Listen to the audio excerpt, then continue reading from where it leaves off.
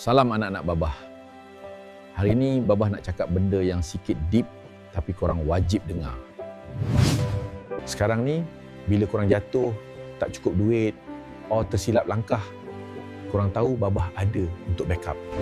Korang rasa selamat sebab walau apa pun jadi, at the end of the day, Babah akan tolong settlekan. Tapi realitinya, umur Babah makin meningkat. Suatu hari nanti, Babah dah tak ada kat dunia ni. Masa tu nanti, dah tak ada siapa nak transfer duit bila korang sesak. Tak ada siapa nak guide bila korang buntu. Sebab tu, Babah selalu berletih and tegas dengan korang sekarang. Bukan sebab Babah tak sayang. Babah nak korang belajar urus hidup, buat keputusan sendiri and stand on your own 2 feet.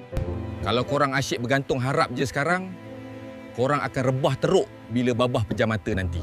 Jadilah manusia yang kuat. Kuat untuk diri sendiri dan kuat untuk lindungi keluarga korang pula nanti. Babah didik korang bukan supaya korang selamanya perlukan Babah, tapi supaya korang boleh survive bila Babah dah tak ada. Pegang pesan ni sampai bila-bila. Prepare diri korang dari sekarang. That's all from Babah for today.